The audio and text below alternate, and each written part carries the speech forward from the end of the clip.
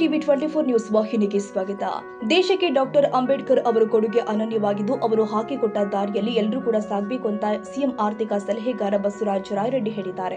ಪಟ್ಟಣದಲ್ಲಿ ತಾಲೂಕಾಡಳಿತ ವತಿಯಿಂದ ಹಮ್ಮಿಕೊಂಡಿದ್ದ ಡಾಕ್ಟರ್ ಬಿಆರ್ ಅಂಬೇಡ್ಕರ್ ಹಾಗೂ ಮಾಜಿ ಉಪ ಪ್ರಧಾನಿ ಡಾಕ್ಟರ್ ಬಾಬು ಜಗಜೀವನ್ ರಾಮ್ ಜಯಂತಿ ಕಾರ್ಯಕ್ರಮದಲ್ಲಿ ಅಂಬೇಡ್ಕರ್ ಪ್ರತಿಮೆಗೆ ಮಾಲಾರ್ಪಣೆ ಮಾಡಿ ಮಾತನಾಡಿದರು.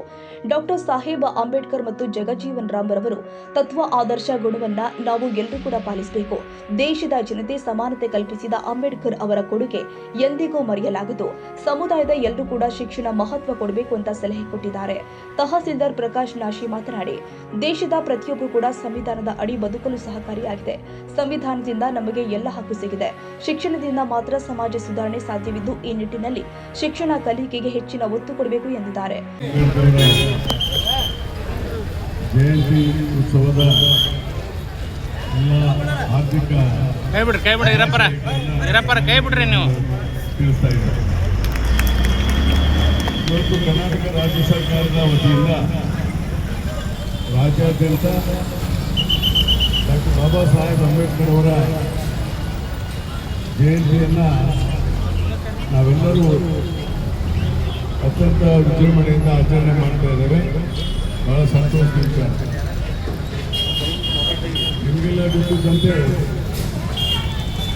ಡಾಕ್ಟರ್ ಬಾಬಾ ಸಾಹೇಬ್ ಅಂಬೇಡ್ಕರ್ ಅವರು ಈ ವಿಶ್ವ ಕಂಡಂಥ ಒಬ್ಬ ಮಹಾಮಾನವವಾದಿ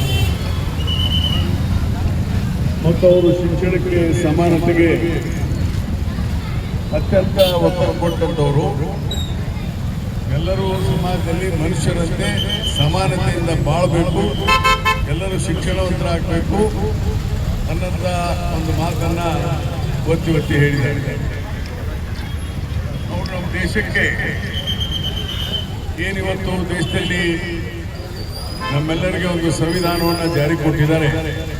ನಮ್ಮ ಸಂವಿಧಾನದಲ್ಲಿ ನಮಗೆ ಮೂಲಭೂತವಾದಂಥ ಹಕ್ಕುಗಳನ್ನು ಜನ ಬದುಕಲಿಕ್ಕೆ ಹೇಗಿರಬೇಕು, ಆಡಳಿತ ಹೇಗಿರಬೇಕು, ನಮ್ಮ ಆಚಾರ ವಿಚಾರಗಳು ಸಮಾಜದಲ್ಲಿ ಕೂಡ ಹೇಗಿರ್ಬೇಕಂತ ಹೇಳಿ ಸಂವಿಧಾನದಲ್ಲಿ ವಿವರಣೆಯನ್ನು ಮಾಡಿದ್ದಾರೆ.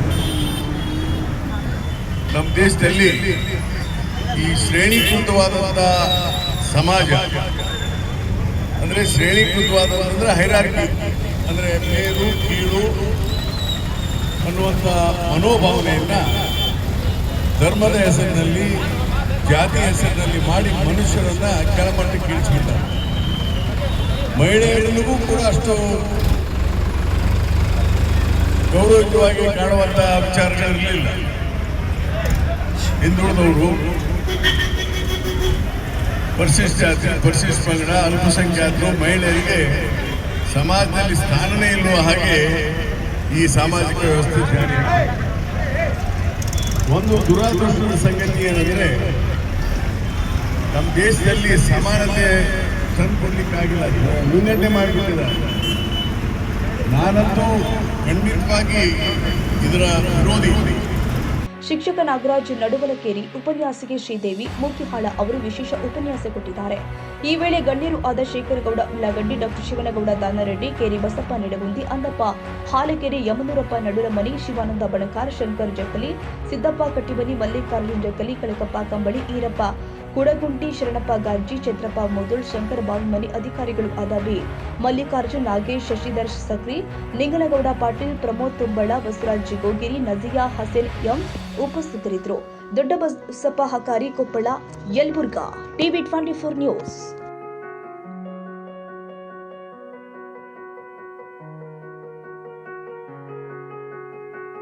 ಕನ್ನಡಿಗರ ಮೆಚ್ಚಿನ ನಿಮ್ಮ ಟಿವಿ 24 ಕನ್ನಡ ನ್ಯೂಸ್ ವಾಹಿನಿ ಇದೀಗ ಟಿವಿಯಲ್ಲಿ ಲಭ್ಯ.